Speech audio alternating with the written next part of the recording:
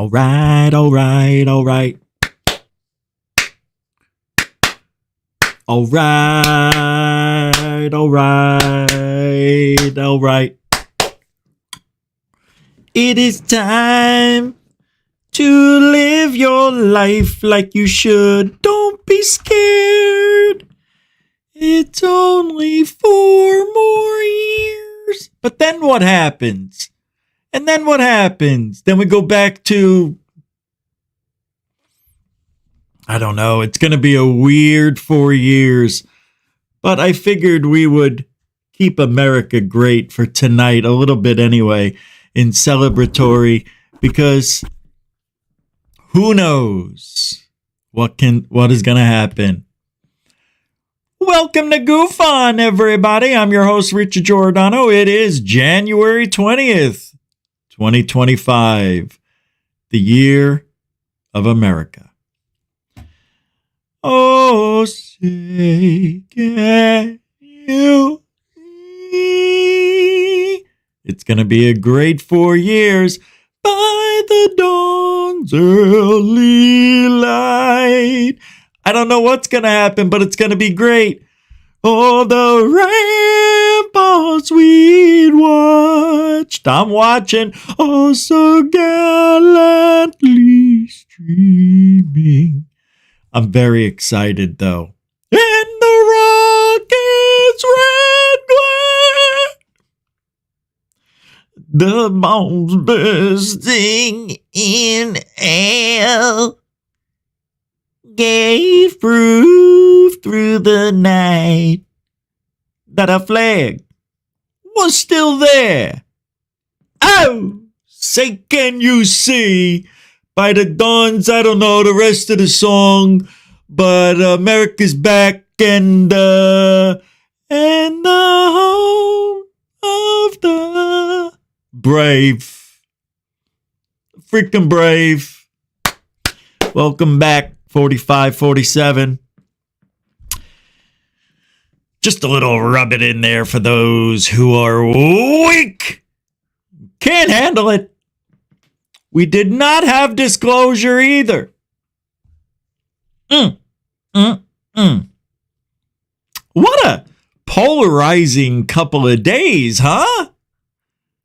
We didn't get disclosure.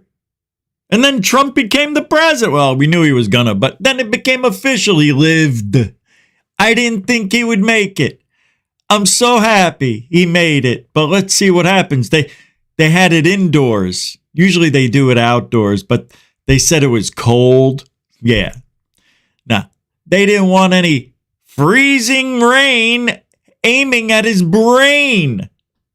You know what I mean? They tried to take him out twice. But he's there, and we're moving forward, and it is feeling good already. I have to admit, it feels good to see all this, all the games that, you know, that were played over the last 4 years are coming to an end. And let's hope and pray to our Lord Zich that ufology will eventually be, well, I think people take it seriously, but maybe it'll turn more positive. I don't think it's been that positive. I feel like, maybe because it's me, but I feel like we have been let down so much in the last 7 years. It's been awful. We'll talk about it all. Welcome to the show, everybody. Hope you had a good weekend. We're freezing in this polar vortex. I woke up, well, let's say this. Last night, went to bed, 70 degrees. Woke up, 41. Actually, it was 40. And then it turned 41 like 10 minutes later. But I slept, and I couldn't believe it. I was like this. Because I didn't turn on the heater. You don't think you're going to need it. You go to bed, it said 70 degrees. It was warm. It's really weird weather. But this polar vortex is making its way. Who's here? Glenn Collins is here. What do you say there, Chief? Welcome to the show. Marcy here. GUFON in my tall head. Welcome to the show. Sky Allen. Sky Allen. Hey, welcome to the show. The angel of GUFON. Jeanette. Kevin M. How you doing, Kay? Good to see you. Welcome to the show. It's the Dark Hour Space Paranormal Guy, Mr. Roser. I picked the candidate that would do the best job. Don't give a flying frog's fat ass about politics in their definitive form. Oh, look at him. He thinks he knows more than we do. That was Hecklefish. Yeah. And it started out as Saul Rosenberg. Welcome to the show, Mike.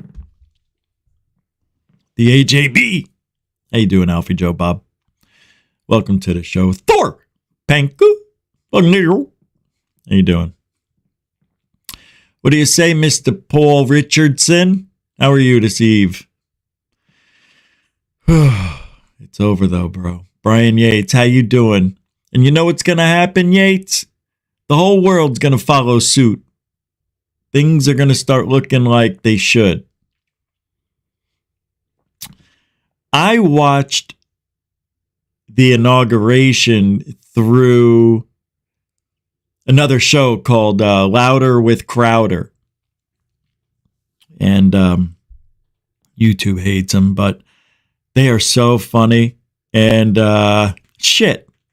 I forgot what I was going to tell you, why I told you I watched it through them. But, they make all the comments and everything and know all about what's going on inside and out. It was just fun. Renee Cruising. Yeah. Welcome to the show. Ozzy Tiger, how you doing? Welcome to the show. Thank you very much. Please like, share, and subscribe if you haven't. Samo, Goofonian Rockstar. How you doing, Chief? Hope you're doing all right. Teresa Pulio. How you doing, TP? Welcome to the show.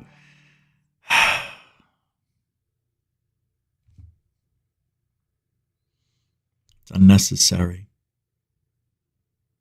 What you give to me just by being here is enough, you know? Who else has got some? Hey, Mike, we don't, Hold on a second. Welcome to the show, Teresa. UFO 91, welcome to the show. Apostate plus tax license, welcome to the Beats and Tapes. What do you say? Welcome to the show. You know the initials are BAT. Beats and Tapes. Yep. BATS. BATS Entertainment. What do you say, Stephen A? It is just like me.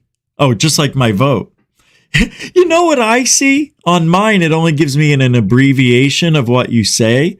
And it says ufology is fake, just like you. But I don't get to see the R in you. It's funny. So when it came up on the screen, I'm like, hey, ufology is fake, just like your vote. Oh, it's not just like me. I'm like, hey, man, Steven. Welcome to the show. That was funny, actually. Yeah. All of the chihuahuas and all the ukuleles are going back home. We don't need your fake on the corner routine. Huh? Oh, that's Cuban. Sorry. What do I know? I'm an Italian. Barely. No, I am. Welcome to the show. If I didn't say your name, doesn't mean I don't love you. It means we have a lot of show to do. We do. Yesterday, I did the member show. And we went over everything on the disclosure. Now, question is, do I do it all again? I can't. Become a member. That shit. From now on, anytime there's an announcement, the members get that first. We'll always do members first for that big stuff. unless there's disclosure. If there's actual disclosure, everybody's got to see what the goof is going to say, right? Can't just do 40 people. I know it's more than that, but usually on a live show for the members, we only get 20. Not everybody comes up. Not everybody's a member. What's up, Gyro? How you doing, man? Road Trooper, good to see you. Welcome. Kelly Lewis is here. What do you say, KL? All right. So there is no disclosure, sadly. With that being said, we just keep going along, waiting for the day that this disclosure will happen. Because really it's not, and it can't. And I think I said that in the title of the show, that it can't happen. And there's a reason it can't. And I've said it, I don't know, 100 times probably over the years. Because they need something that's a threat that they can use as an excuse to get funding. The thing is, they steal money anyway. We've seen reallocated funds. I don't know why people keep saying it's stolen money, but I guess it is stolen if nobody's officially reallocating the funds. But if they're reallocated illegally, then I guess there's no problem. But there is a problem, and the problem is a lot of things, a lot of funding, and a lot of lies are being told. Money's not going where it's supposed to be. And we don't have access because that money isn't put back into the government. It's put back into subcontractors, black budget subcontractors that aren't part of the government. So we can't do a FOIA request. And even if we did do a FOIA request, they would black it all out anyway. So let's do this, ufology. I figured it all out. I figured it out. You figured it out. But let me just tell you what I figured. Everything is a lie. We have cool technology. We really, really do. However, it may be lost technology from man. It may not be alien technology. Now imagine you find out the aliens are actually us. And we've been told a lie that we have been on this planet a lot longer. And not only that, we have the ability to travel the stars. How did that happen? And why aren't people going on trips? People are. Yeah. Every day. People are going to work, getting that transporter, and boop. They're on Vega. Boop. Planet ML319. Boop. MH370 taking over the plane, saving the world. Something like that. However, whatever. Nobody knows the truth. And everybody that's coming out making, hey, I got a claim that I know about aliens. Good for you. Now tell the truth. Looked like an egg shape to me. It is an egg shape, but it's a balloon. What? Yep. It's not real.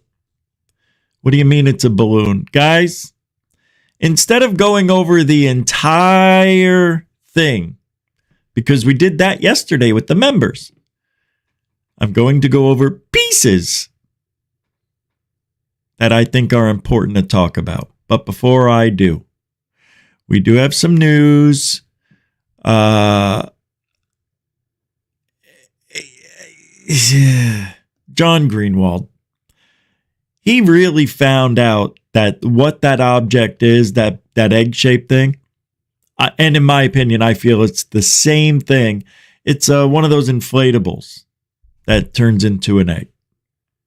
Well, there was a lot of egg news yesterday. Now, call it what you want, but I don't know. And John may be onto something. Is this a coincidence? Let me pull this up. It's taking its time. Eggs are about to get even more expensive. That's right. Yeah. Egg prices may soon be on the rise, experts say. Here's why and how much. Down here, why are eggs so expensive right now? And when could prices start to drop? Why is this happening? Why are eggs in the news? Do you want to know why? I don't know. I just thought it was fun. But what if? What if we get egg on our face and there's no... It's too easy. Thanks to John Greenwald. So, yesterday, while I was playing the disclosure game with the interview from Jake Reaper, John Reacher, what's his name? John Reacher. Well, let's play a little bit of it and get you guys. Now, look, I can go as late as I want. We may go a little later than normal today. So hang tight, enjoy the night. No disclosure happened. I know you thought I was going to take you on but I didn't. There's a lot to go over. Here we go. Start with this. UFOs, the crash retrieval whistleblower. In October 2024, an unknown man stepped out of the shadows, arriving in our nation's capital to deliver an important message about what the public calls UFOs, and the government calls unidentified anomalous phenomena. Did you hear what he said? What the government calls UAP, unidentified anomalous phenomena. See, he got it right. Even Rose Cuckold got the UAP explanation why we're calling it UAP instead of UFOs. Gotcha. Governments call their UFOs UAPs to break up differences between civilians' sightings and theirs. Giddy up. Or UAP. And when I mean theirs, I mean government employees of all. I'm here in D.C. this week to meet with members of Congress. Jack Reacher. His name is Jacob Barber, and he says that for the past 30 years, he's worked in both an official and unofficial capacity for the United States government and its partners in the intelligence community. What he knows and what he's here to tell Congress could change the world as we know it. We're in this rare opportunity in human history where it's very clear that we know that there are things flying in the sky that are unexplained and ununderstood. And that's another one of the things that I'm uniquely providing information on. So what makes this guy special? You'll see. To date, everyone who's come forward has either described their own UAP encounter, like this famed 2015 incident recorded by... All right, let's get to the goods. Either from our country or any other foreign country that we're aware of. But Mr. Barber is different. He says that for years he was part of that covert program, working with alien spacecraft. These days we call them NHI, non-human intelligence. And this guy is prepared to testify that he was involved directly, firsthand, in the retrieval of these craft. How long have you known this secret about unidentified anomalous phenomena being of non-human origin? For more than 10 years. Of course, we checked Barber's records, and we've confirmed that he was an airman in the US Air Force, working as an aerospace mechanic in the late 90s. But as these documents show, he was also recruited into Air Force Special Operations, known as Combat Control. He says he ended up working in a non-official capacity for the Department of Defense and the intelligence community. What were you? What was I? Ross, I was a highly talented airplane mechanic who got to deploy on a number of presidential support missions. But Jake was no ordinary mechanic. Being recruited into the Air Force's elite combat control unit meant he had a resume that reads like something out of an action thriller. Helicopter pilot, free-fall parachutist, expert marksman, and the recipient of a NATO top-secret security clearance, a legacy of his service in Bosnia, where he won an award for an act of heroism. In addition to reviewing his official documentation, News Nation spoke with 3 former Special Operations soldiers who corroborate Barber's credentials and claims. I know in Special Operations, you're often in some tough situations. You have to rely on each other. Is Jake Barber a person who you would trust? Oh, yes. He's a person I would and have trusted with my life. Do you think Jake Barber is a patriot? Oh, yeah, absolutely. There's a thing I know a lot of special... Why don't they get his mother over there? Do you think he was a good boy? He was a wonderful boy. He always listened to his mom. I mean, come on. We get it. He's kind of like a war hero. He's Jack Reacher. Operators talk about that, there are certain types of men who you would want watching your back in a tight spot. Yeah. Is he one of those guys? Yeah. Absolutely. Trustworthiness is He could be one of my capos, if you know what I mean. Looking for. And one of his most fervent supporters is Colonel John Blitch, a Renaissance warrior who holds a doctorate in psychology, was a Delta Force sniper, and is one of the few men to hold doomsday in his hands, commanding a nuclear weapons battalion. So you believe Jake Barber is telling the truth? Absolutely. With a head of no.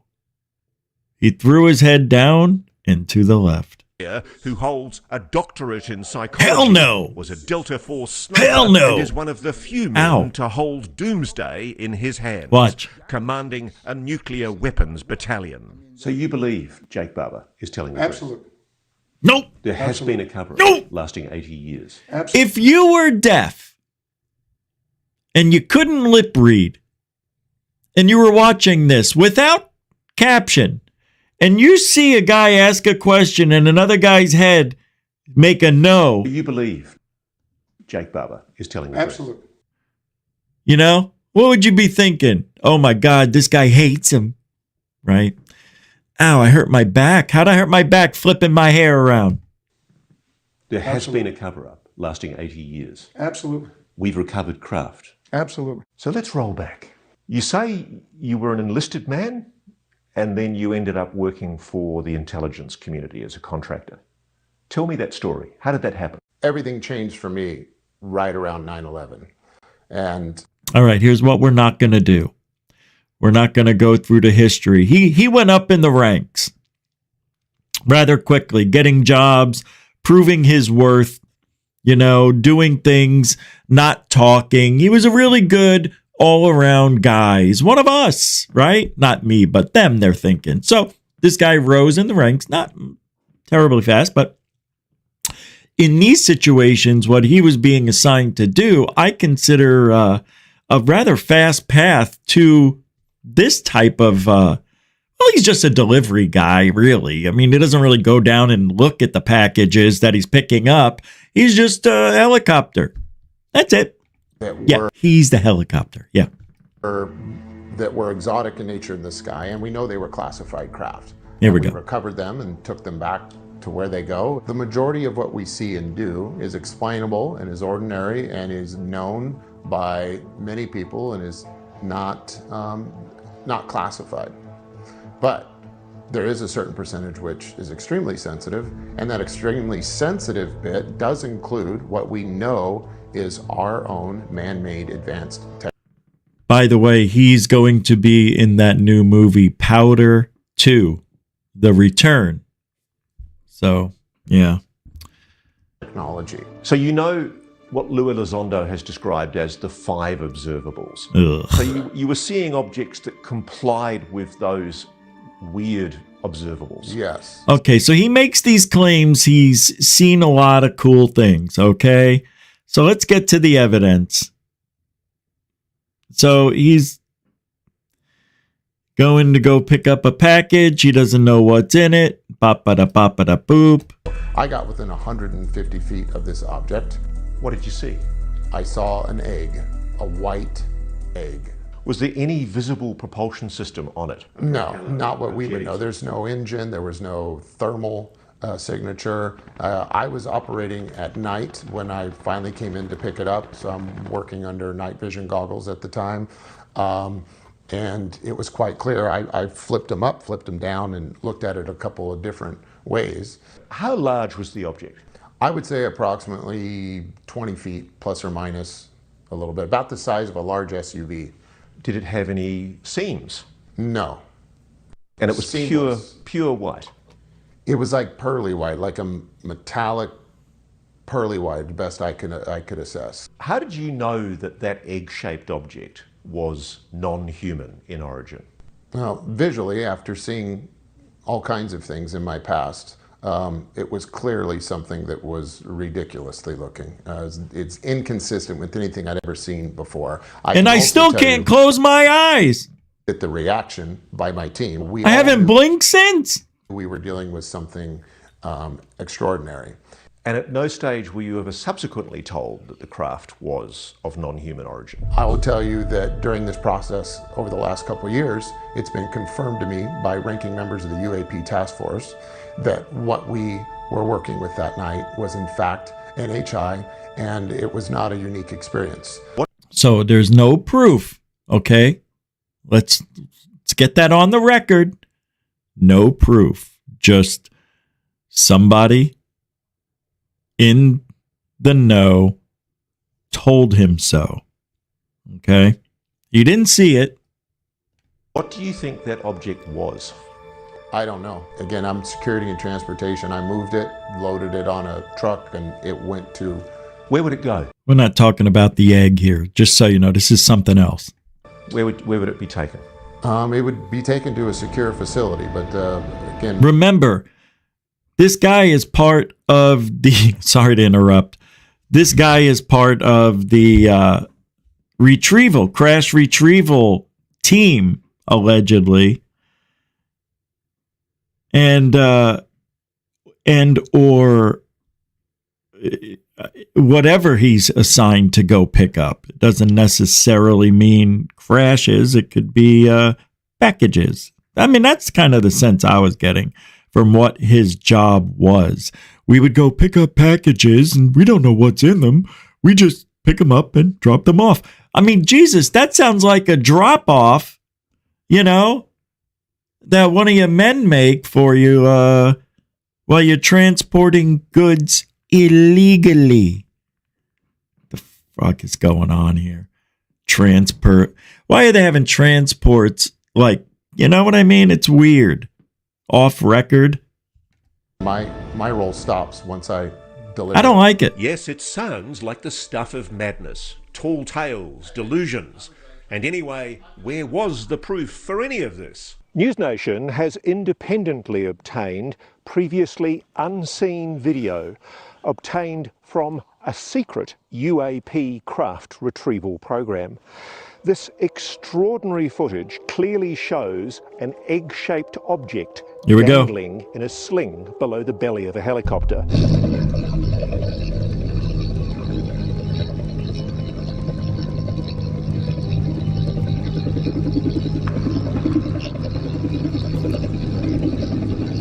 Let's slow this down to take a closer look. That's an egg-shaped UAP suspended from a 150-foot long line. We're told the craft is about 20 feet long. The egg suspended in a cradle. And look how careful the pilot is as they bring their precious cargo into land. Let's freeze frame here to look at one of the clearest images of a UAP ever taken. This is no blurry light in a distant sky. The source of the footage putting themselves at incredible risk to record this UAP retrieval. Look at how perfectly smooth the craft is. no markings at all, and no visible means of propulsion or way to see inside. Watch how it rolls, almost graceful as it hits the ground.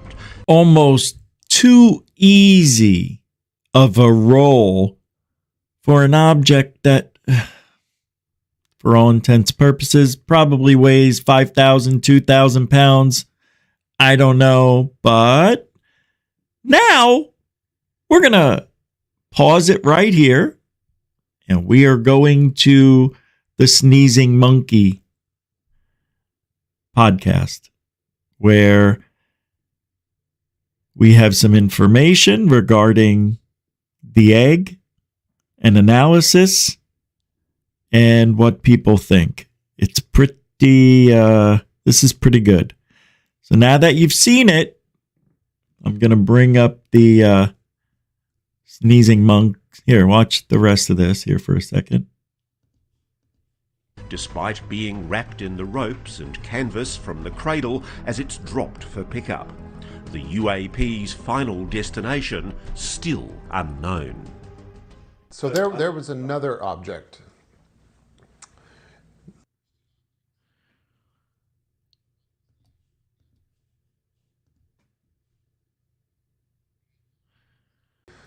Essentially a flying disc with what looked like 8 delineated sections when looking down.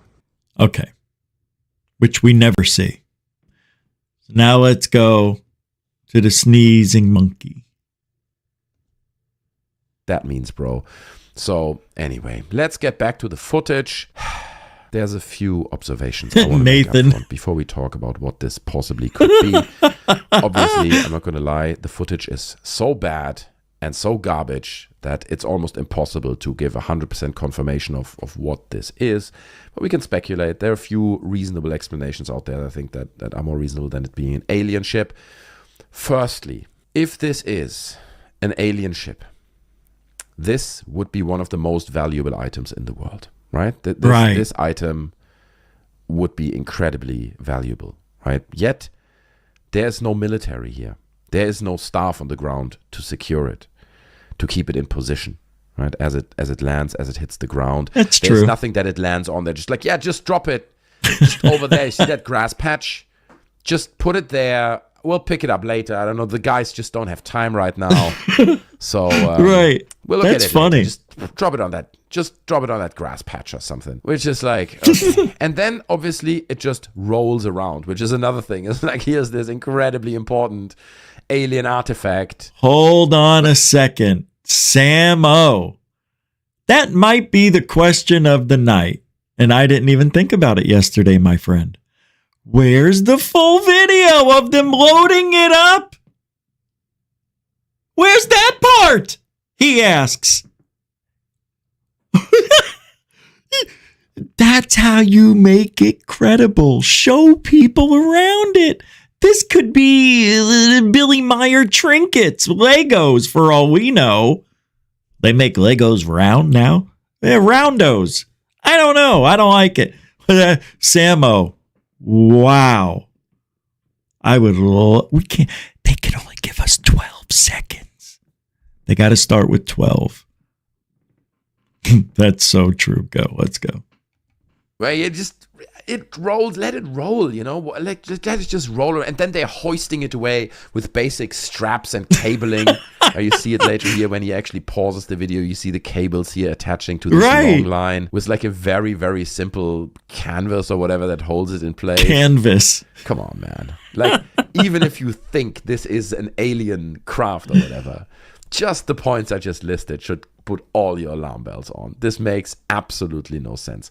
Another observation is, I mean, again, this line apparently is around 150 feet, so about 40, 50 meters in length. But apparently, this helicopter that hovers right over this object has no, like the rotors have no impact on the surface underneath. Right. I don't know what this is. Is this like a desert ground? Is it a grass patch? It's pretty hard to read what it is, but you would imagine that even if there are little patches of grass or little patches, like other elements that are common on the ground, that if a helicopter hovers 50 meters over the ground, there would be some impact. You would see some kind of movement in this floor just from the rotors and the heavy wind that the helicopter causes, but it seems like there's nothing. And I've seen this comment a few times under tweets like this, where people are like, yeah, well, the rotors of the helicopter, if it would be a balloon or something, it would just blow it away, right? It's like, no, you can see the rotors have no impact on the ground, so why would they have an impact on this object? You know what I mean? But it just rolls around. And generally, I have to say, this is a bold statement and all that, but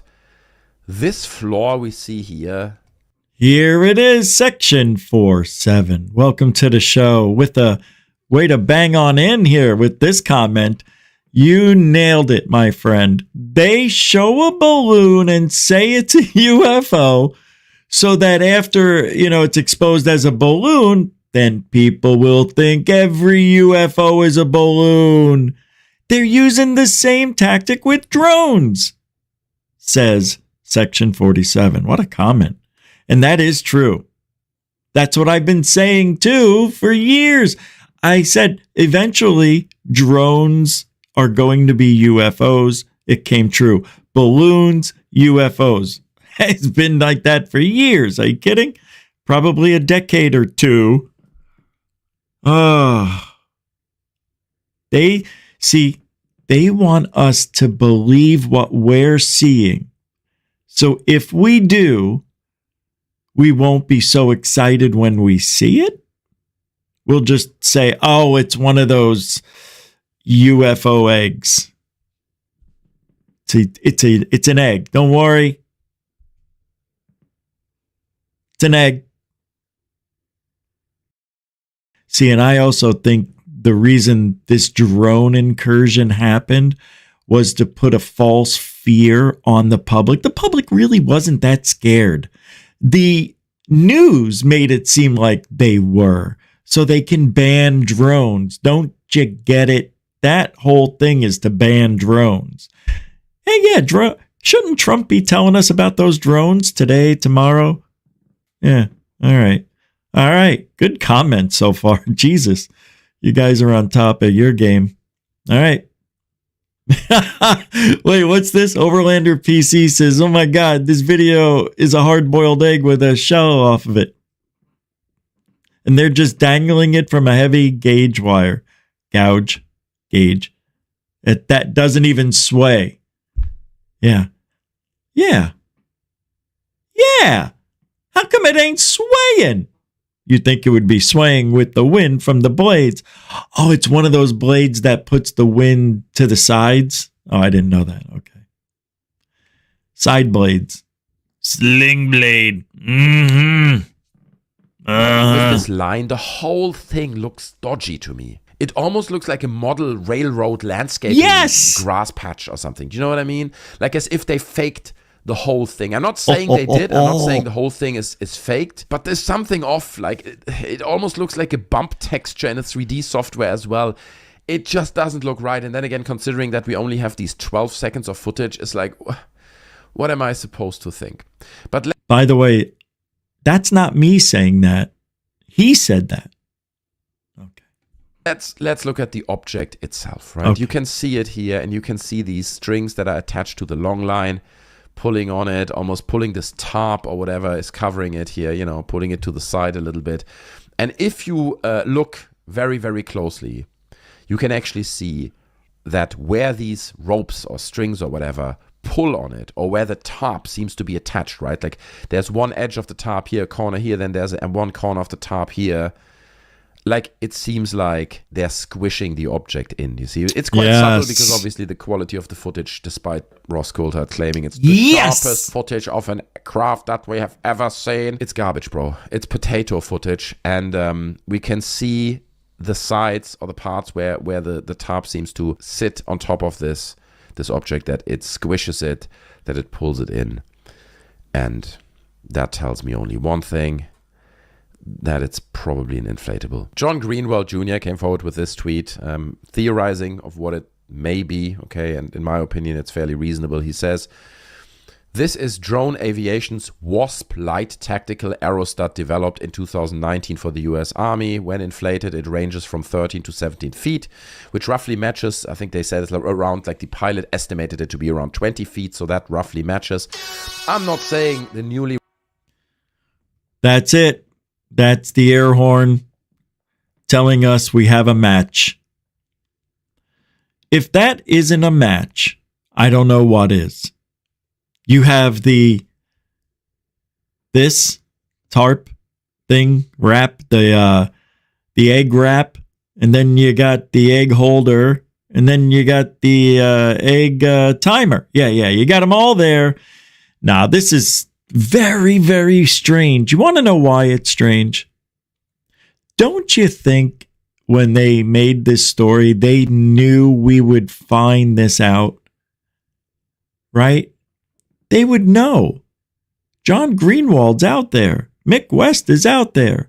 They're going to find this stuff, or their fans are going to find it for them and send it to them really quick. And here we have to me, it's a perfect match, other than the wrap that goes around it. This is amazing. I don't see how anybody could think differently. And the way it moves on the ground, they put it down. The guy, if that's real, puts it down and it starts rolling as if, like a balloon would. That's not tied down.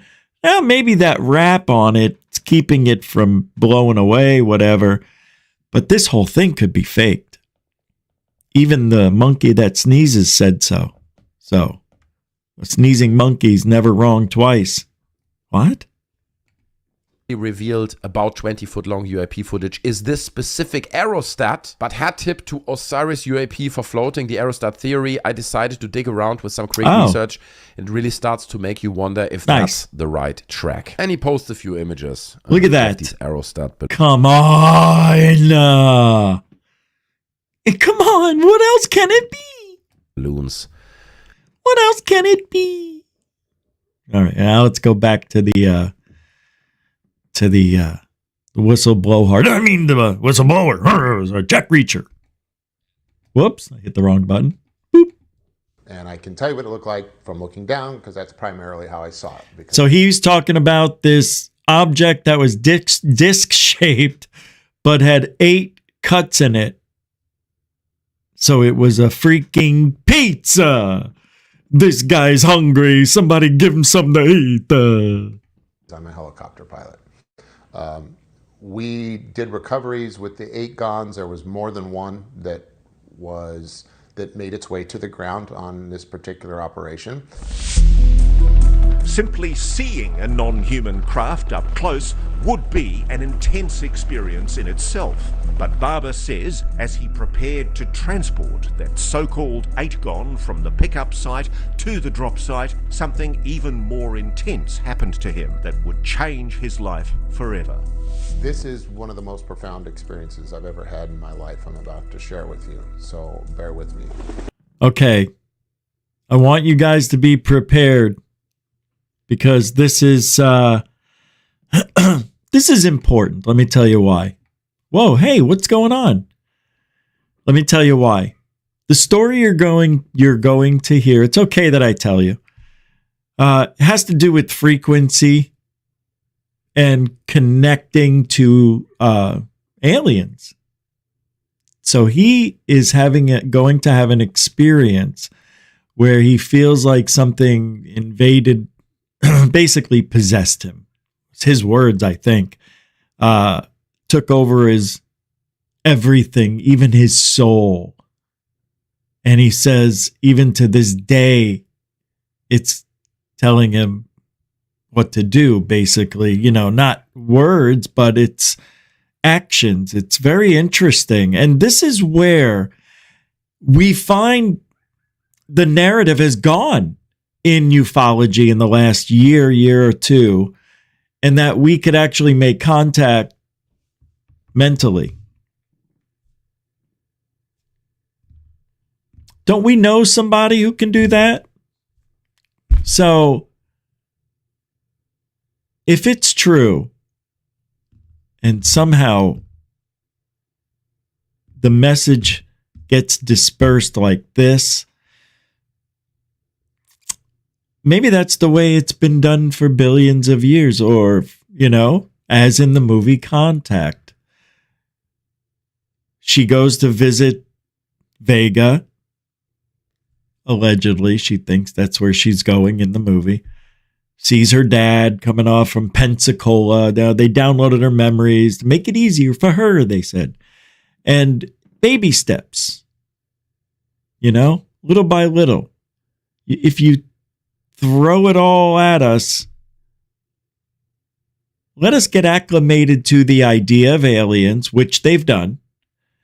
And then the idea that we have a connection with them.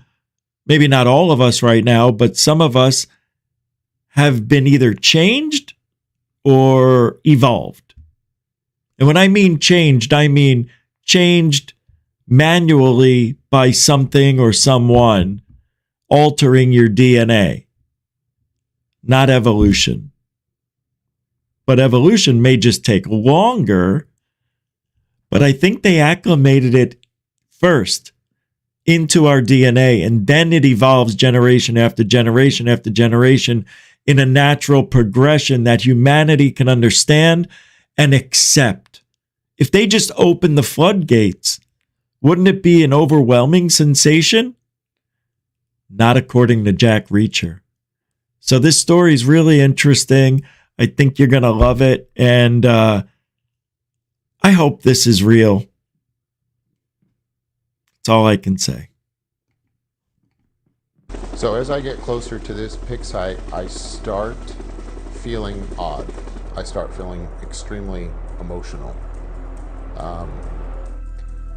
And the closer I get, the more the emotion starts to overwhelm me.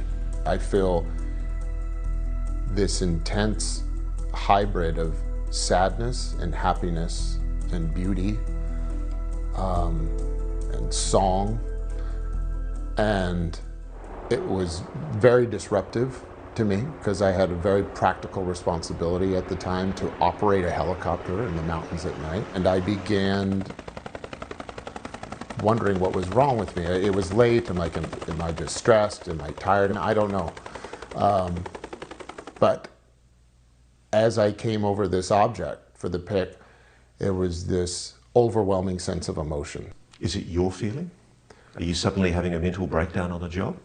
No, I felt like something connected with me. I felt like something had tuned in to me and my soul and was providing me some sense of guidance on what to do and how profound what I was doing was. And it was so overwhelming that I began to cry.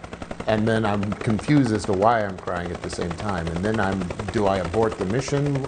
So I just did my best to focus on my particular cues when doing this type of work. And I got the load hooked up and I began flying away.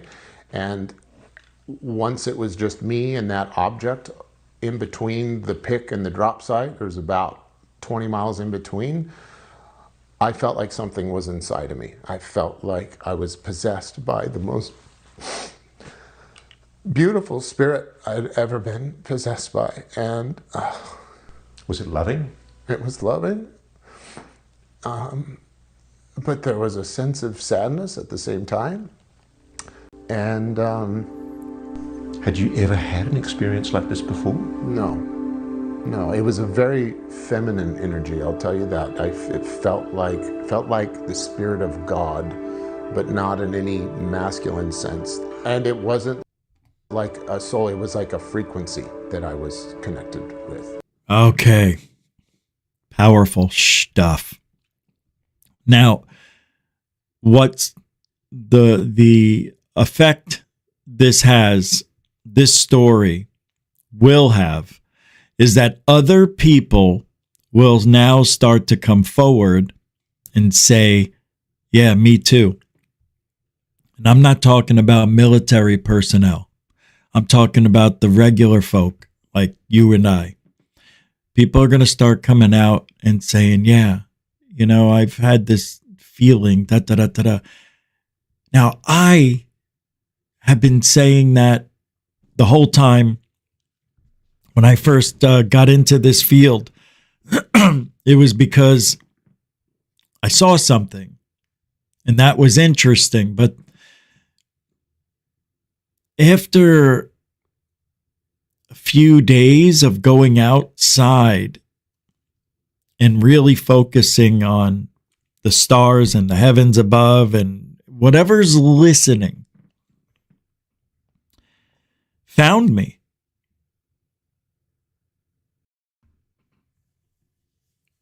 For lack of a better term. And I told my wife, I said, I want to quit. I'm not feeling like I'm successful at this. Recording and, trying to capture UFOs. It's very, very, very tedious, very boring. Tedious, not tedious. It's boring. It's boring. I made it fun because I listened to Sirius Satellite Radio and Howard Stern and the music I love the whole time. So for me, I was with my friends skywatching for hours upon hours. But every time I would think about quitting, I'd see something. And they would pull me back in. I'd tell her, they pull me back in, just like in the movie. And I even made a few videos talking about that. How there's this connection that I feel like I'm told to look here. Because I was seeing some stuff that other people couldn't believe. And yeah, they're just dots, but it's more than just the dots. It's what the dots were doing, whether they would pulse or they would appear in different parts of the sky. And it looked like it was some sort of communication. One would appear there, then one would appear down here, one would appear up here. And then it would disappear and then reappear. That's what it should be saying. And even though I got that on video, it doesn't show anything but a dot in the night sky. And I'm like, there it is, pulsing. For all you know, it could be the same part of the sky.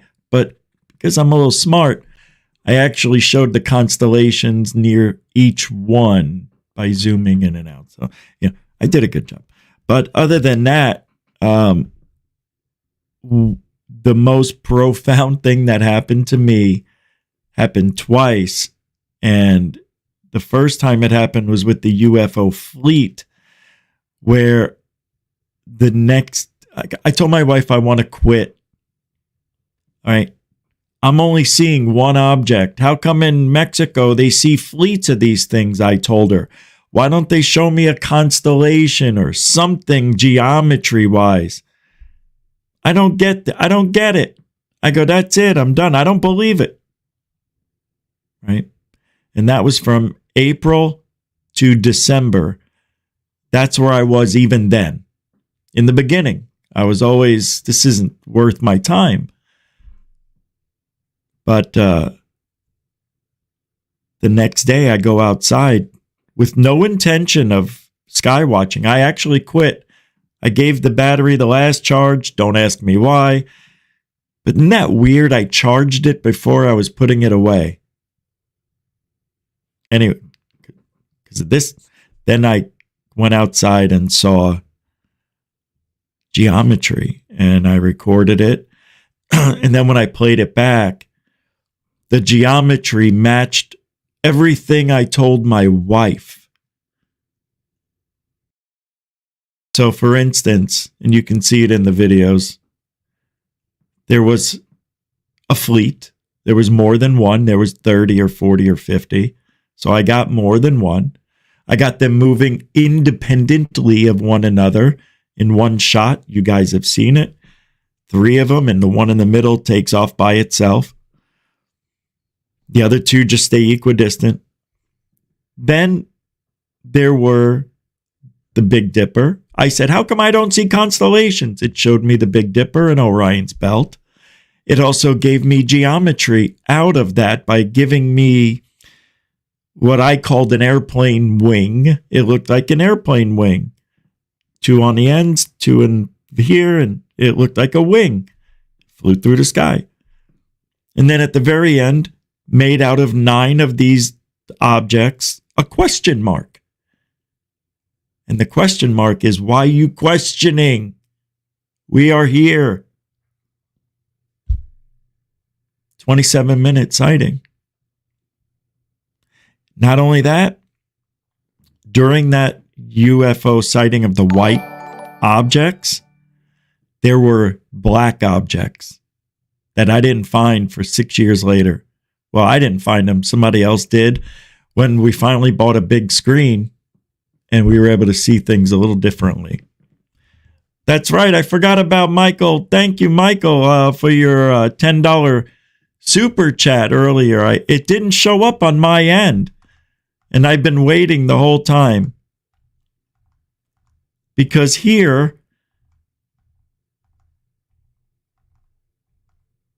it's just like with StreamYard. Sometimes they don't show up, but here it didn't. So Michael, Dark Hour Paranormal, thank you for the $10 super chat earlier, about 10 minutes ago or so. And now just Bernie's came up. Bernie's $2 super chat. Thank you, Bernie.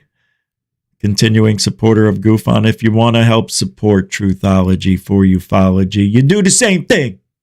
Super chat, super sticker, PayPal, Cash App. All the links are in the show description. Or become a member. I don't give a Don't say it. No, I do care. I do care. I do. We're dying. We're sinking. No, we're not. We're coming back. GUFON's making a comeback. Help support the comeback. That's right. This is the year of the GUFON. You'll see. Thanks, Bernie. Thanks.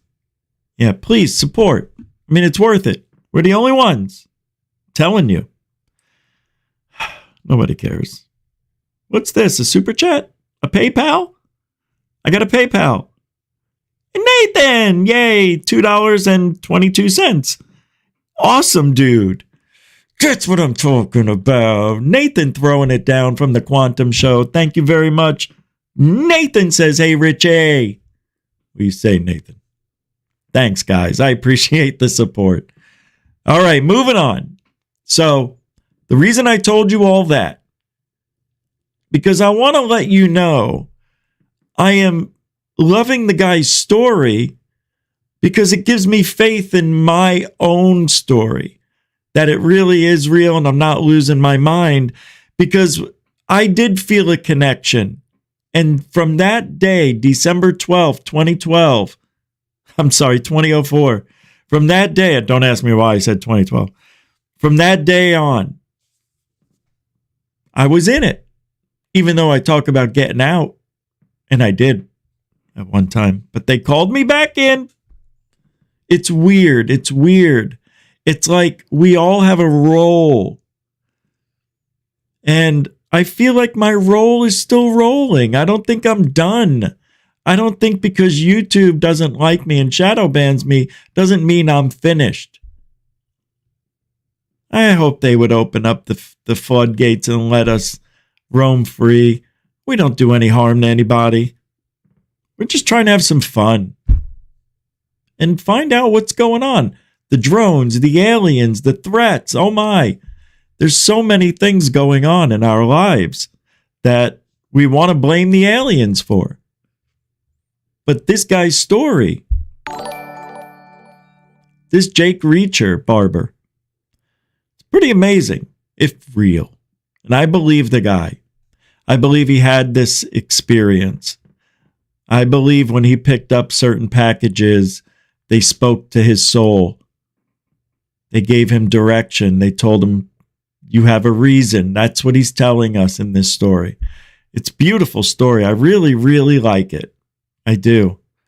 Hey, look at this. Jar Jar Binks. Meet the Trumpy Trumpy. Jar Jar Binks throwing down $5. Like if you're a Trump supporter. You missed the beginning, but we celebrated. I left my 45-47 hat in the other room. Thank you, Jar Jar Binks. Murky donkey. You're the best. Mucho gusto, generoso. Back to the guy's story. Back to Jake Reacher. And whatever that force Jack was Reach. since that night, it has stayed with me. And as crazy as this sounds, it's what's guiding me now. And it's what's providing protection for me. God, I love that. It's changed my life. Wait a second. Humans bonding psychically and emotionally with non-human intelligence? Yep. Yes. Jake Barber says that's exactly what happened to him. And he's not the only one. And he says the government knows all about it. There is a psychic component to the research and development of the UAP program. Do psychics walk among us? Stay with us. Hey, look. If the government did not want this information out on this show, they wouldn't allow it.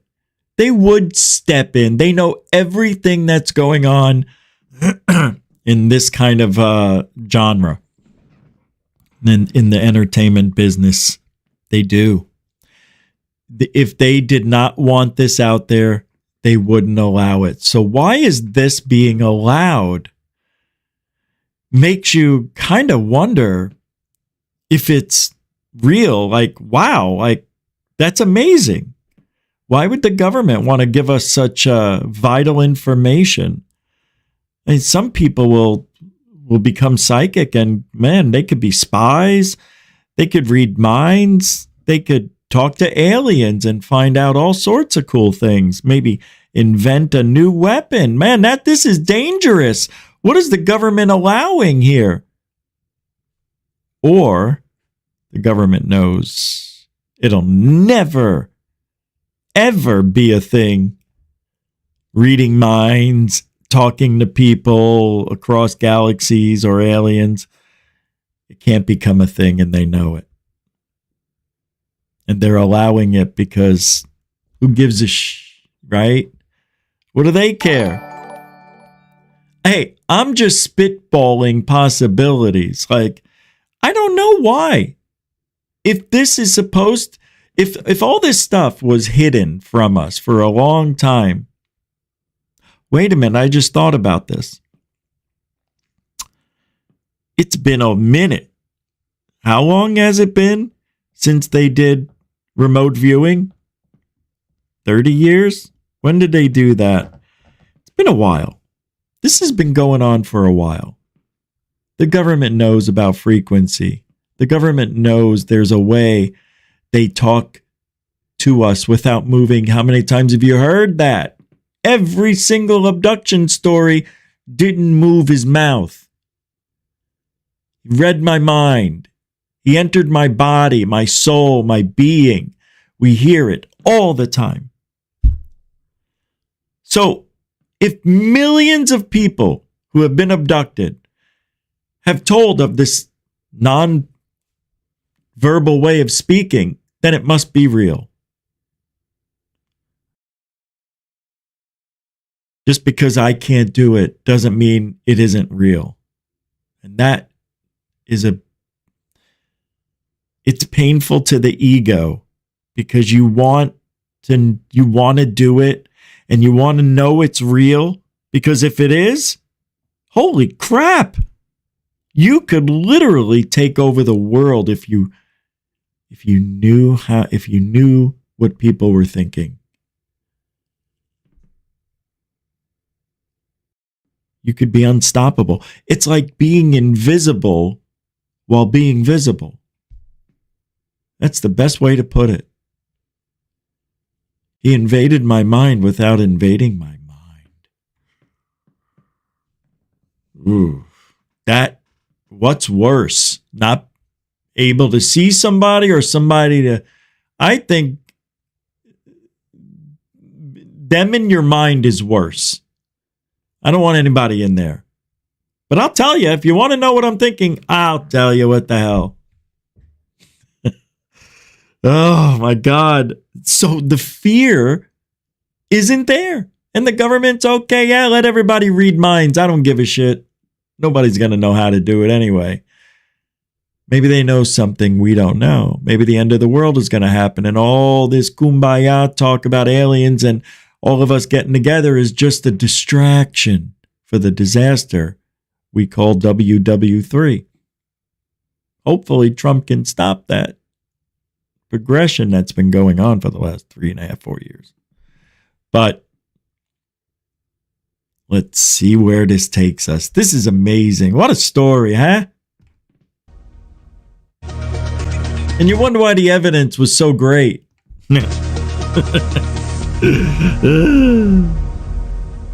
Jake Barber says that when he retrieved a so-called 8-gon-shaped UAP, he had an intense emotional reaction, which convinced him he'd connected telepathically with a non-human intelligence. You're talking UFOs, flying saucers, and That's probably one of the hardest conversations. That object, or whatever was controlling that object, was also connecting to me through the mind, through my mind. And so, how did the object come to land? I think it was invited to land by the Psionics team. Jake says his mission that night came from no accidental crash. The UAP was summoned by a separate team, a special team with special abilities. They're called Psionics. What is a psionic? A psionic person is someone with the predisposition for extratemporal, you could say, abilities and sensitivities. Extratemporal abilities, also known as psychic powers. What did you discover just say that the psionics were being used for in the program? In the program, there was certainly a desire to explore the idea that perhaps UAP could be summoned, could be communicated with, could be controlled, and could be persuaded to land, all by deploying people with psionic abilities. And did you see that happen? Yes, I did. When a psionic operator engages with technology, how do they do it? Using their mind, something like meditation. There genuinely are people. There is an edit right there.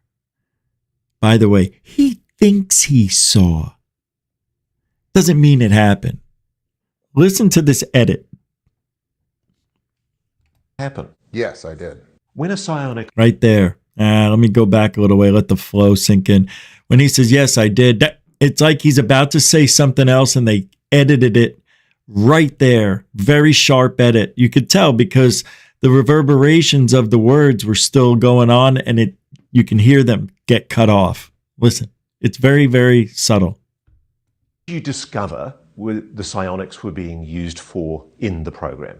In the program, there was certainly a desire to explore the idea that perhaps UAP could be summoned, could be communicated with, could be controlled, and could be persuaded to land, all by deploying people with psionic abilities. And did you see that happen? Yes, I did.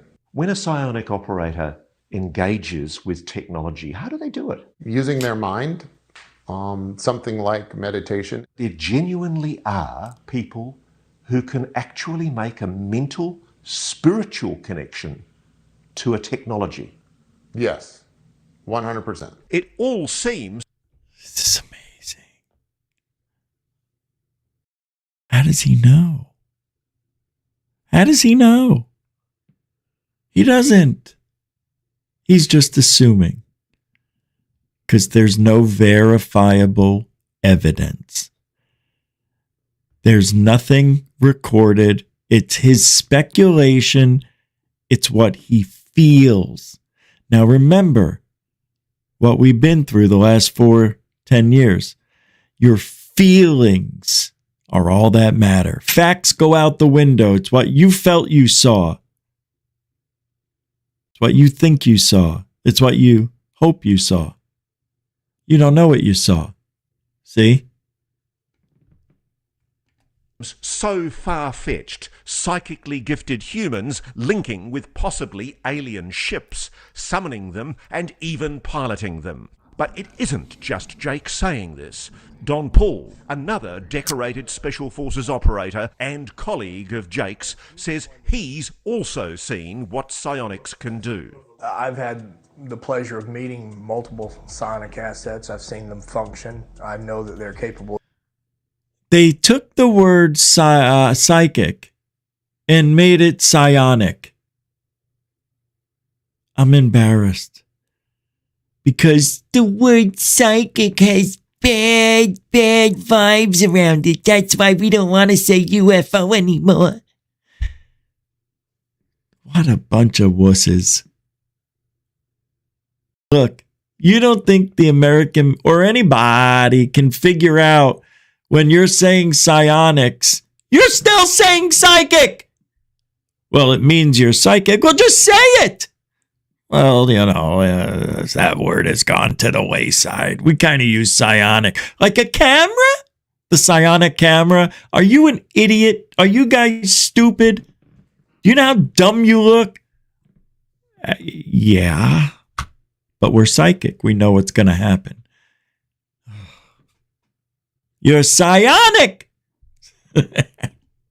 Doing what they're doing. You can definitively say that you believe there is a capacity in the human mind to somehow psychically, telepathically connect with. Yes, and I don't know if it's a byproduct, if it's something that they were born with, but there is certain people who are quantifiably, verifiably capable of this. It's an established fact that the Pentagon has had an interest in psychic abilities, what it calls remote viewing, for military purposes. The famed Project Stargate spent years studying the subject, and despite the CIA's official position that such studies yielded nothing, former Pentagon UAP investigator Lou Elizondo told me last year that psychic abilities are very real, and perhaps not very rare. So this is an ontological shock, I think, for many people watching this, because we're all being told, firstly, there's no such thing as aliens visiting this planet, and secondly, there's no such thing as telepathy or psychic abilities. It's rubbish. Yeah, I don't think there is going to be an ontological shock. I think it's going to be an ontological relief, because I think everyone deep down knows that there's more to life than what we are being told and experiencing. Remember, it's the Biden administration that started all this stuff. Okay, so think about that narrative they run all the time. It's what they're doing here. If you believe it, it is it. Whatever you say makes it real. What's a woman? I'm not a doctor, but you are a doctor. Oh, well, I mean, I'm not a biologist. Like, not only Beavis? is it not What? shocking, but it should be welcome. It all seems so innocent, so benign, even sacred. But hold on. Jake says that through his work, he and his team have suffered serious injuries. After this particular mission, me and everyone on my team got extremely sick. How sick? Like physically ill in the hospital. Okay. Yeah, I'm stopping it one more time. I just thought of this. So he said when he picked up this particular thing, for 20 miles, he was alone with it while it was, down in hanging on the thing. And he said he felt a connection. Well, what if the thing was extremely radioactive and it made you hallucinate? Hallucination is your feelings. I mean, it's all going to your brain. Maybe this guy was just, I don't know, dosed with a bunch of radiation in a short amount of time. But I'm not so sure, because what he's about to tell us is weird. And one of the world's leading medical experts agrees. My personal experience, both with people and the things that I've seen, is that there's something here. Are UAPs bad for your health? Coming up next.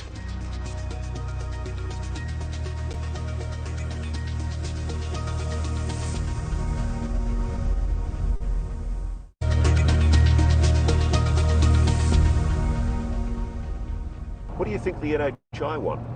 The NHI I feel the NHI are guiding us. Jake Barber describes his encounters with UAP as transcendent, quasi-religious moments. And from what you're saying, that's a beautiful experience.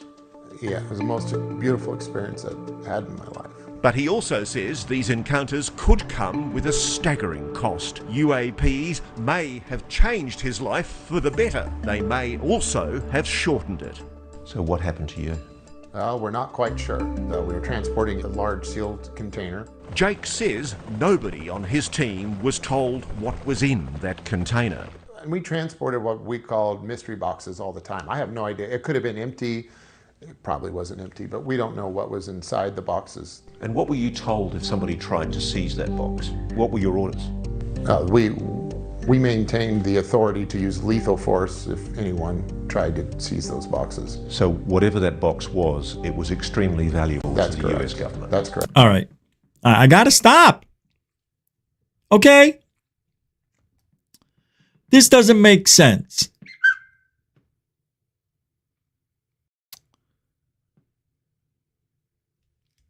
I thought he was part of a crash retrieval team. In some ways he is, but isn't he really just a gopher? Right? They go for all the stuff that's very sensitive to the government. They go pick up. So in the process of being a gopher and going to pick up all of these containers that may or may not contain nukes or nothing. I mean, who knows? He doesn't know. To make that connection to aliens and then call it a crash, call it whatever you want to call it, crash retrieval team. That's awful. That's really manipulative. Unless I'm misreading it or don't know what I'm talking about this time. Why is... He just said it himself. We pick up mystery containers.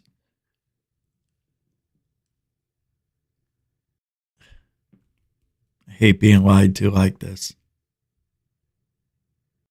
It just sucks. Because they think we're stupid. That's why. And after this particular mission, me and everyone on my team got extremely sick, like physically ill in the hospital. Within, weeks after this, I'd lost every hair on my body, and I also lost the skin on my arms. So the skin's actually falling off your body? Yeah, like not just falling off, like it was lopping off within a couple of days. Like a severe sunburn.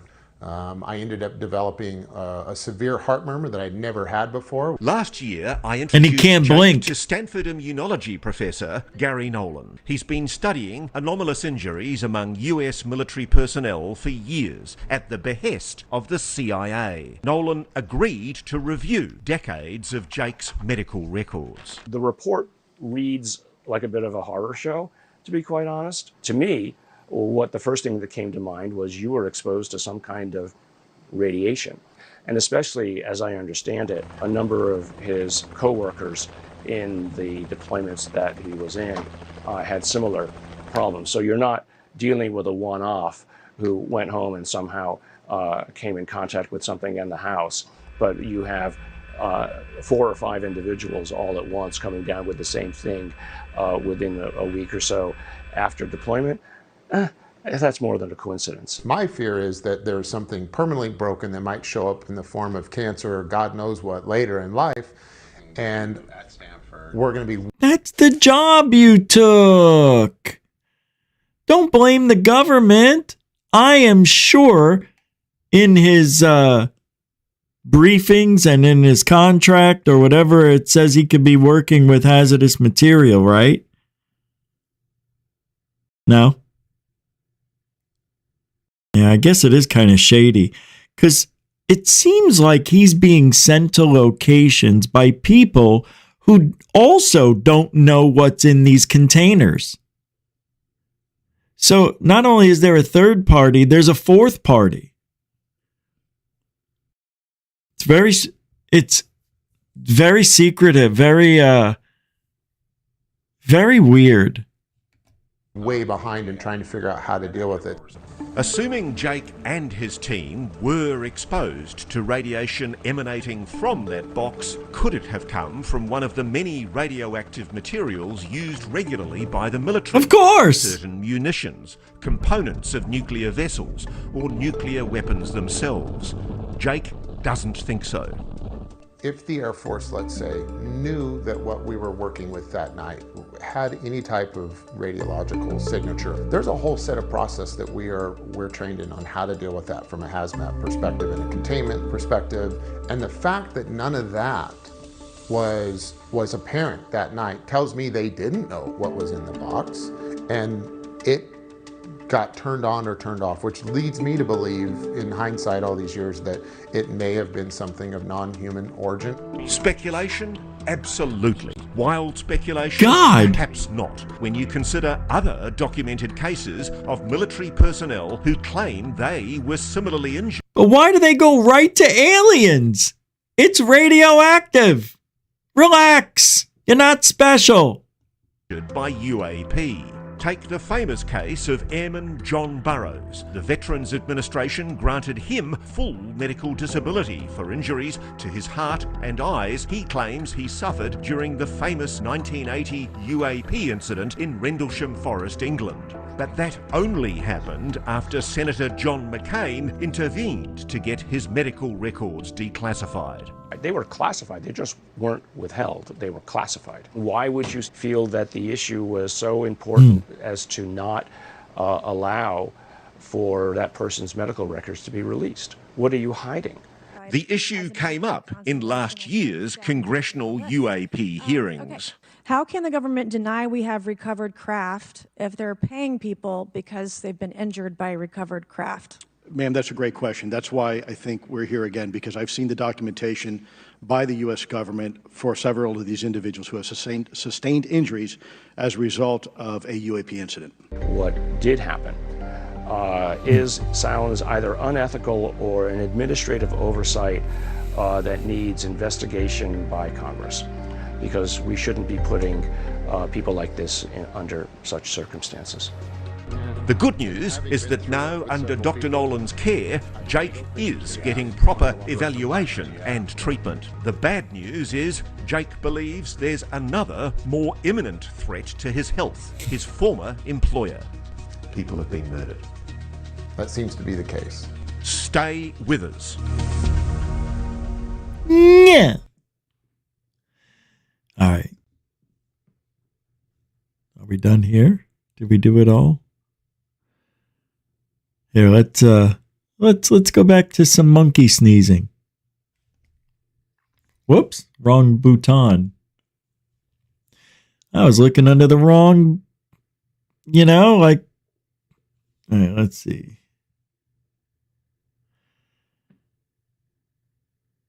I don't think he talks about the psychic stuff. Look almost identical, I would say, right? I mean, this literally could be anything. I'm not saying it's definitely this. I'm not giving it the debunk stamp. But bro, this video it changes nothing. Okay? As expected, it changes nothing. It is just another huge nothing burger, but this time with egg on the burger. The video itself is, in my opinion, a credibility nuke. It's ridiculous, especially considering the build-up. These guys claiming this is going to be the big change-bringing piece of information. This is the big thing, right? This is going to change everything, as it is every freaking time. I mean, I mentioned it in my previous video. How many times are people going to fall for this? And again, as we read comments in the last video, it is insane, what's left of the disclosure movement. Nobody cares anymore, and nobody lends any credibility to footage like this. As I said, I maybe have seen like a handful of comments where people are like, wow, really puzzling, or, they're not instantly discarding it, but the majority. There was hardly any chatter on this yesterday. Hardly any, or whenever it came out. Yesterday. And today, there's nothing on it. It's all about Trump. Why would they do that? Why would they do that? Why would they put this story out the day before Trump gets inaugurated, knowing people are going to forget about this and all they're going to remember is Trump. And then people are going to say, did you know the day before there was alien disclosure? Huh? Yeah, remember they showed the egg-shaped thing? Oh, give me a break. That fake? That's what people are saying. Today, nobody's saying anything. I was scrolling on the phone during the video trying to find anybody talking about disclosure.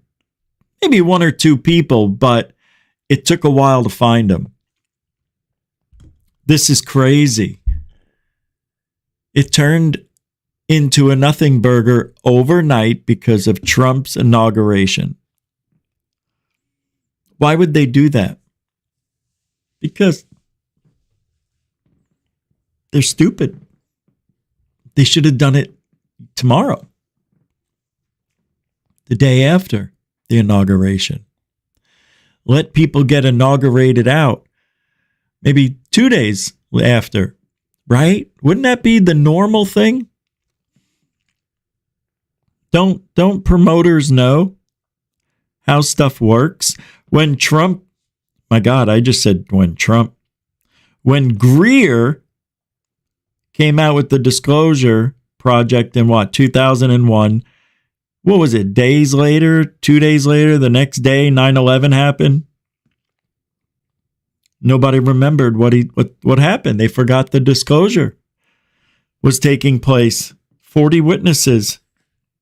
Nobody talked about it. It was forgotten. And he did it again to himself. Greer promised disclosure. Where's Greer in all this? Why was Greer saying disclosure is going to happen? Where is he? Nowhere to be found. This is bonkos. Majority of people, they're just ridiculing it. It's a joke at this point. Yes. And it seems like the whole disclosure movement has no credibility left. Where can they go from here? But let's read some of the comments here. on one of these posts here. This is, by the way, from the Disclosure Diaries. Let's see what people have to say. Clear ? It's just a grainy green nothing burger. Seems like a piece of trash. I cannot get serious about that. Sad. Here we get this video, okay. And that's what I mean. Like, look, the floor here doesn't look that far different. It's clearly like a rug or whatever this person is using. We need an up-close video, and I think that's what a lot of people were anticipating. Right. But we didn't get it. Dumbest video I've ever seen. Potato. I like the video. It could be just a potato. It's time we stop giving Ross Coulthard a platform. I'm really starting to lose my patience. This does not help at all. Totally hopeless at this point. Is this what we were waiting for? But I liked the video. I just thought it was weak. But I liked it because it was different from everything we've ever seen. That's all. It was just different. I didn't expect to see that. But I'm not even sure it's real at this point. Really? I don't know. It looks fake. Twitter for a week in advance. How many subscriptions do I get for my podcast coming from that? How many copies of my book do I sell leading up to this event? Then the actual event happens, the whistleblower comes out, the congressional hearing happens, or the video, like in this case, comes out, and it goes nowhere. And they know, they probably know it, I don't know, but presumably they know there's nothing there. Right? It is really just about the hype wave and how big can you farm that leading up to. Yeah, he says everything is just a hype wave. Like, the Jake Paul and Mike Tyson fight, it was all hype. Hype was better than the fight, right? So he's going off that, saying that's all this is now. Whoever can hype up the best gets the clicks and the views. But the credibility goes out the window when the day comes that they have to have their evidence handy. So I don't think he's right. I don't think people are hyping up stuff because that's how they get clicks and views. They really believe that they are giving us something that will go super viral. And over 10 million people will watch it overnight. It's just not the case. The evidence isn't strong enough. The story's cool, but we've heard this story before. This isn't new. How many times do we need to hear the same story? That story's nothing new.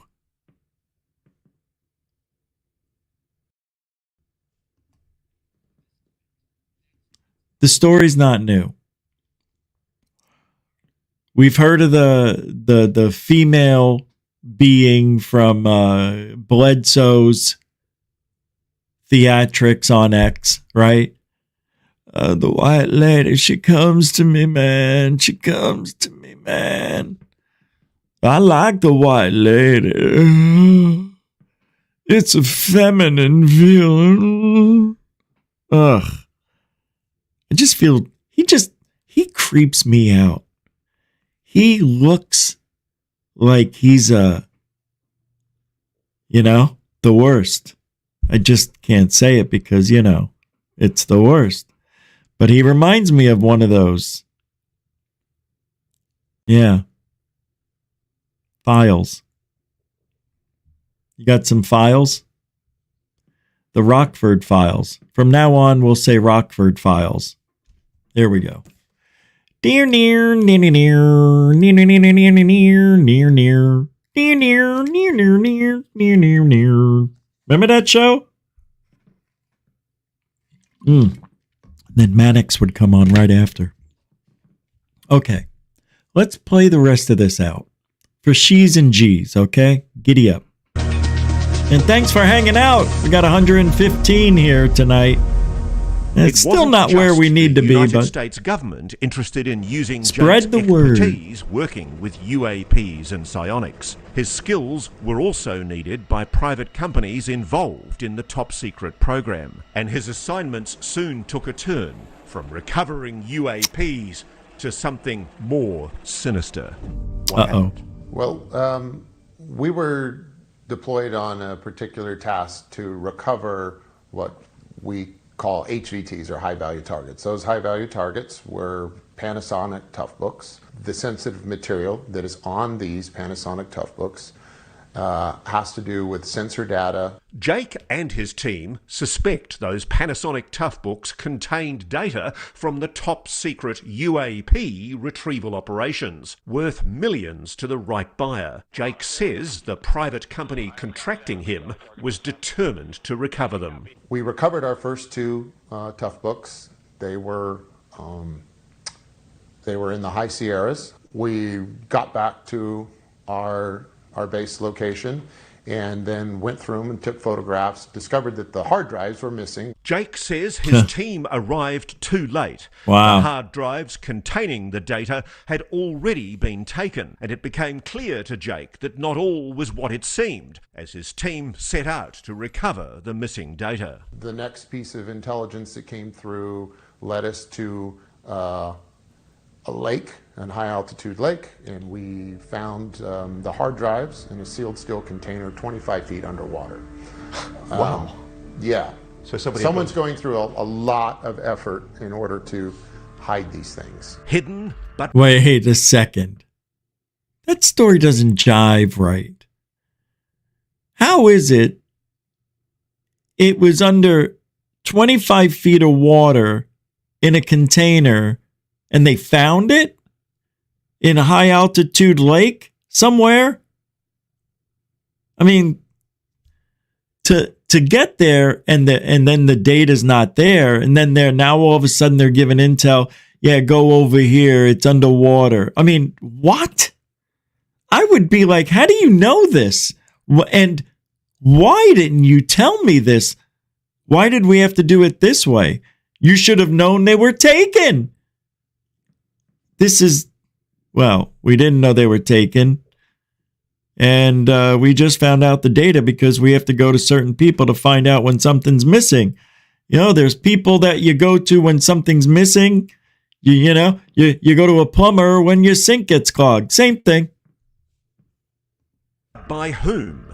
What began as a straightforward recovery mission proved to be anything but simple. And Jake says things soon took a nefarious turn. At any stage, did you find yourself under threat? The very next time we went out, things got strange for me.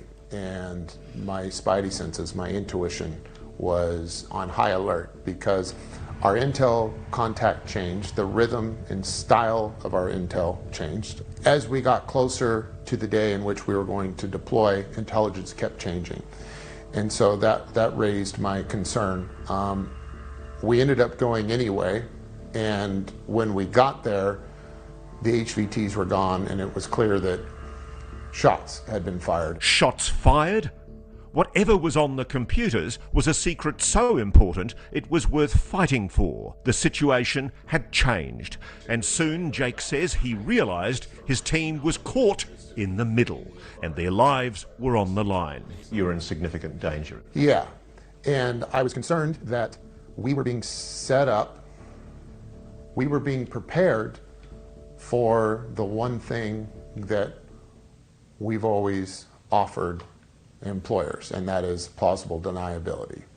And that we were perhaps going to be the hidden hand that gets severed. Don Paul, a Special Forces veteran, was working on Jake's team at the time. Were you involved in any of the retrieval attempts? Yes. Was there a concern that you were being set up, potentially? Yes.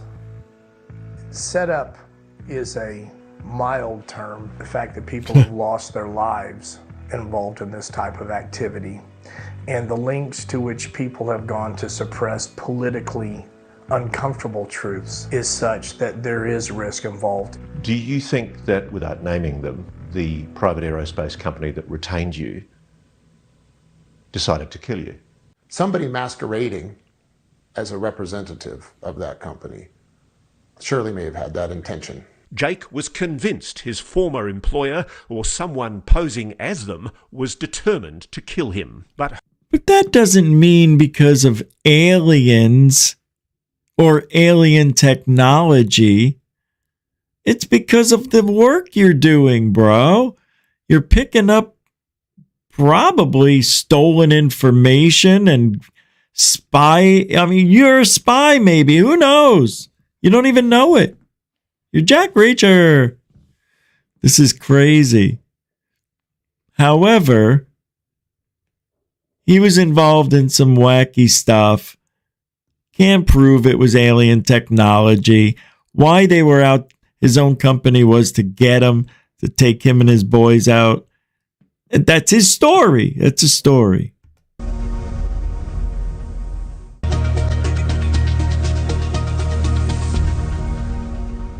Jake Barber says it's now time for the public to know. That's why he's doing this interview. But he's doing much more than talking. And what you're trying to do now is replicate in the private sphere what's being suppressed in the public sphere. Yeah, you know, we're not looking back. We're looking forward. I'm absolutely confident that we are capable of generating the type of high quality sensor data and photography and film evidence that everyone is wanting. So who exactly is we? Our organization is called Skywatcher. We have been recruiting guys from within the program and women, and are forming a new team in coordination with government agencies. And we also have the funding through venture capital. Can you name those agencies? Not at this time, but I hope to very soon. Jake's Skywatcher team has already deployed on behalf of the US government to investigate last year's drone sightings on the East Coast. But before that, they were on the hunt for something even more elusive.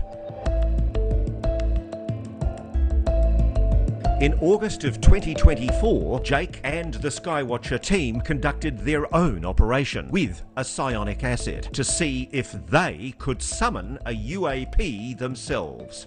Look, there's two. Look at this, look at this, look right here. Look at this one going down and this one going up. This footage from another Skywatcher operation showing the team's protocols. The team hoped to quietly gather evidence for Skywatcher, but instead found themselves in danger once more, and Jake says a UAP dogfight erupted in the sky above them. He believes this is absolutely fable, farcical. This is so unprovable and ridiculous. I am surprised it got approved. Wait. That's right. Rose Cuckold is involved. Not surprised. the craft summoned by the team was warring with a rogue UAP. What? Piloted by an unknown entity attempting to intercept Where's the proof? Skywatcher's operation. Tell me what happened. So we set out to do this operation. Right away when the psionic asset went into meditation, he is reporting that he is engaged and in fact piloting a craft and is bringing it in. So he's actually telepathically controlling alien technology. Yes. Okay. Now I'm getting all excited. But let me tell you something. About 15 minutes ago, I told you guys how I felt there was this connection that I even had while I was skywatching a lot, where I felt like I was told to go outside at this time. I can't tell you how many times it's happened where I was sitting watching a game and I just got up and went outside to go look up. And sure enough, I would see something that was unexplained. Did I get it on video? Sometimes. Yeah, not every time. Sometimes the battery's charging. Back 20 years ago, things weren't as easy as they are now. Take 4 hours to charge that battery, I think. Anyway, I was telling you all that because I felt that there was a connection. So if there is a connection and it's possible, maybe you can summons a UFO. But how many people are doing it? No. 2 people. That's it. The other one, no. All balloons. Actually, I don't know anybody that's calling. I don't know anybody other than who was that guy years ago? There was 2 of them. Still 2. Oh wait, it's the same 2? I don't even know their names. But you can't. I don't think you can summon UFOs. Look, I tried. And when I was out there recording, staring at the sky, that's all I did. Listen to Sirius Satellite and imagine talking to aliens. Aliens, all day, all night. Aliens, this. Is that a disc-shaped craft? Is that a triangle? Is that a cigar shape? Is that a satellite, a bird, a balloon? Is that a top secret program am I seeing? I don't know what I'm looking at. Is that a star? Is that a shooting star? It never ends. It was so much fun, and it still is. It's just now I look up and I see something. I go, nothing. As a matter of fact, though, the other night I did see something quite interesting.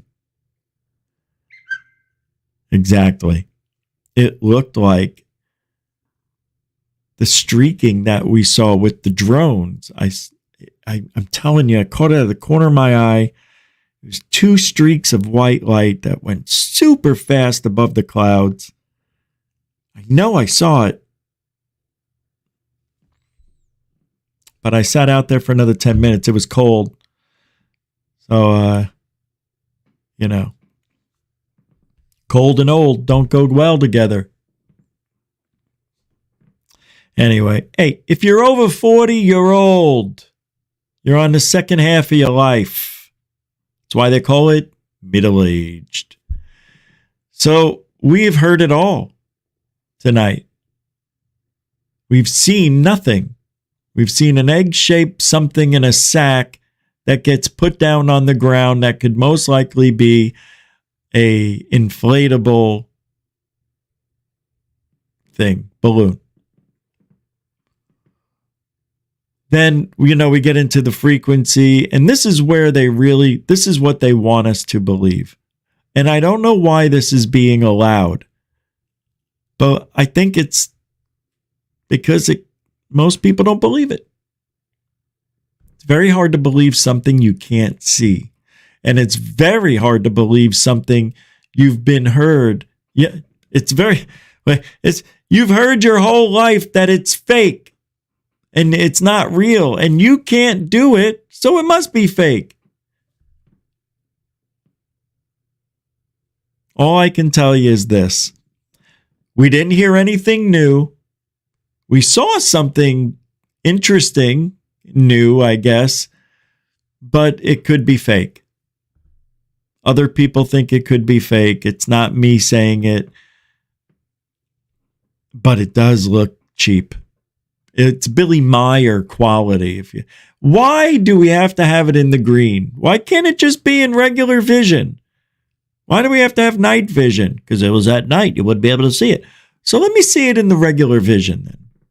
How about that black and white one? We like the FLIR footage, right? Go with FLIR.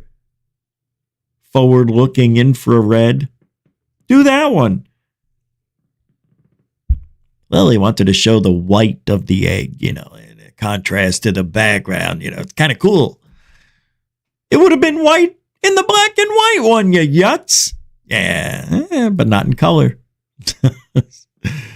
By the way, white is not a color, and neither is black. They are abstracts. Get it right. So we learned nothing, and we heard nothing new. How do you guys feel? Did we have disclosure? Put a 1 in the comments. If we did have disclosure, put a 2. Disclosure? 1 is a no. Nah, don't do it. Who gives a shit? Nobody cares. Do we have a poll tonight? I think we got a poll.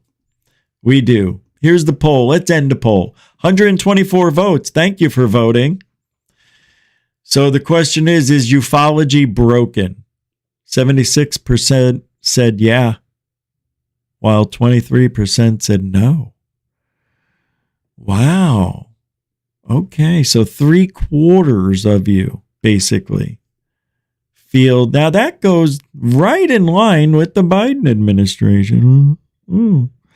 I know that was 38%, something like that. What a world we live in. Thank you for voting. Oh, my God. Yes. As crazy as that sounds, that's exactly what we set out to do, what he reported we would do. And then things got a little weird. Right about, I'd say 4 or 5 minutes into the operation, he goes, something's going on, something's wrong, get me out of here. And right about that time, the theatrics. Watch Fred looked up to the sky and saw a disc, a classic lenticular shape. Guys, that right there can be anything. And I can't tell you how embarrassed I am that they actually are showing us this footage. They think this is a UFO without having 1 pixel in clarity. In clarity? You know what I mean? Disc. That was Fred Baker, Special Operations veteran, now part of the Skywatcher team. So and he smokes. Was flying the egg. And then when we had to pull him out of this, that's when the egg dropped. Wow, so at the very moment that he's essentially detaching his mind from the object, you see it fall. Correct. Professor Gary Nolan was there that night too. What I did see was an individual. Hey, let me tell you who didn't see it. Me, you, we didn't. It's a fable. It's a joke. We don't see it. It didn't happen. And of course, they're going to tell us the most profound stuff isn't on camera. Oh, well, if it is, I ain't seen none. You jerk-offs. What do you think we are, puppets? Come on! Who, in the midst of attempting to... yeah, of course, head of the Sal Rosenberg Foundation. Oh, God, I hope he has his shoes on. Call such an object. It was clear that he was in distress at the moment of the supposed... Yeah, watch this. I think there's a UFO coming. Get me out of here. interaction. And at that moment, something is seen. When we reviewed what it was that the person on the roof had seen, both by drawing and by videography, something showed up. Can we see the egg? Yeah, they call that a BUG. Yeah. So yeah, that's it. That's it. That's definitely it. Sure, sure. Yeah, why not? Our entire 69-degree angle of view in 0.84 seconds on our sensor. It comes into frame. See, this is why I'm needed in this field. This is why the voice has to be heard. This is why we can't be shadow banned. This is why we need to be out there telling the world the truth. We have nothing more here than what a bug would show us on video. How in the world do you expect me to believe a blurry blip on your bleeping thing is a UFO? Oh, well, everything lines up. He was a little emotional, and that was when the egg dropped. Oh, give me a break, John Cocktoastin. What the hell's going on? Really? Because if they say it, you better believe it. Here. So that one there does look like just an upright oval egg. Oval egg. And is that similar to what you've seen in the program? Oh, yeah. Yeah.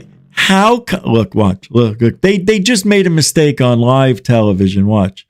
See this here? See all the black underneath it? Watch. Like just watch. Upright oval egg. Oval egg. Where is it on this one? There's no, I know it zoomed a little. Now I got to do this. All right. Because this shadow is a shadow.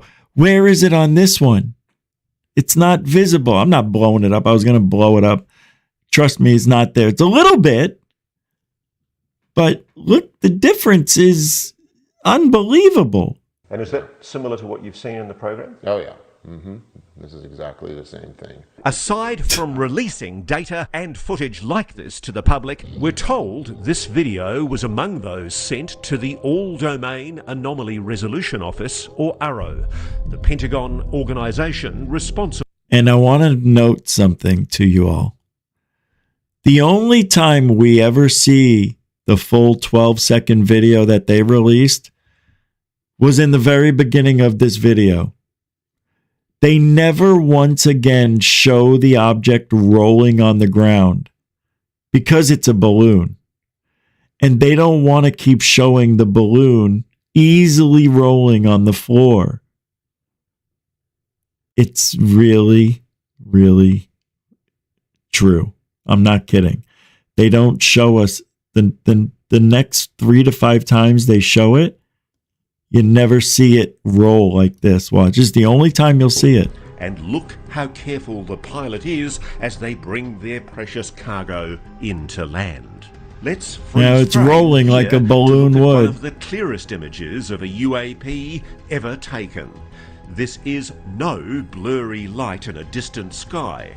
The source of the footage putting themselves at incredible risk to record this UAP retrieval. Look at how perfectly smooth the craft is. No markings at all, and no visible means of propulsion or weight. All right. First of all, about maybe 50% of the egg is covered. Did you guys ever think about that? How do we know if there's any writing underneath the egg sac? all of this is all we see. The outer edges. And maybe a little something here. But we don't get to see shit. They make it seem like we're seeing the whole thing up close and personal. We're up top and impersonable. I mean, we can't see anything. And nobody mentions that at 50%, maybe 60% is covered up by tarp. What a joke. I didn't even think of that. Till now. Inside. Watch how it rolls, almost graceful as it hits the ground. Almost graceful, this fucker. It's round and it's on the ground. So yeah, it's gonna roll gracefully. Yeah. He's so bad. He is so bad. Despite being wrapped in the ropes and canvas from the cradle as it's dropped for pickup. The UAP's final destination still unknown. And the whole thing rolls. That's the only time you ever see it. Roll. You'll never see it roll again. If you have one of the good guys showing this, they'll show it rolling. But they won't show it anymore. Well, they did it 3 more times. I must have skipped over it. They never showed it roll again. Anyway. There it is. Till now, it's never been shown to the public, making Jake's mission even more critical. The Skywatcher team feels it has to push the federal government to act. Witnesses at the congressional UAP hearings have been saying the same thing. The Pentagon, the intelligence community is treating us like children. It's time for us to know the truth about this. I think that we can handle it. Right. If you think we can handle it, then show us. Until then, we do not have any evidence still. And I'm embarrassed for Greer. Greer needs to go. That'll be tomorrow's show. Greer now has to go. He must leave ufology for good. Where's his whistleblower? That's his whistleblower. Is that Greer's whistleblower? All right, if it is, we'll give him one more try.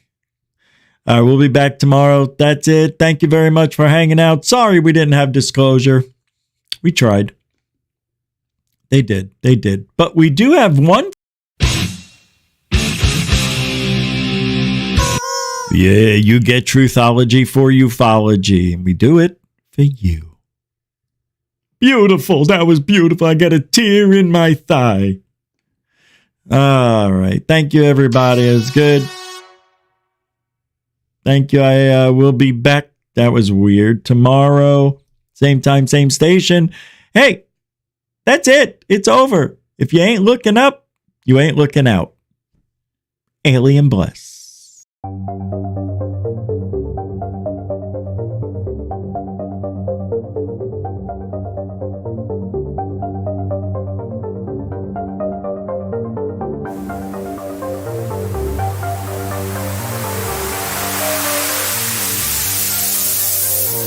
There's a good thing.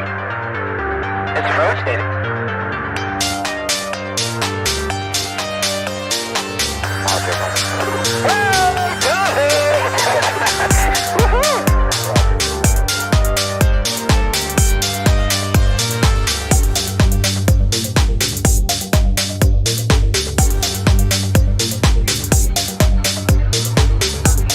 What was in the skies of and why did it sound one of the most treasured sites in Christianity? There's a new belief that something may be proof for another level of the universe. UFO, a form of bright light descending over the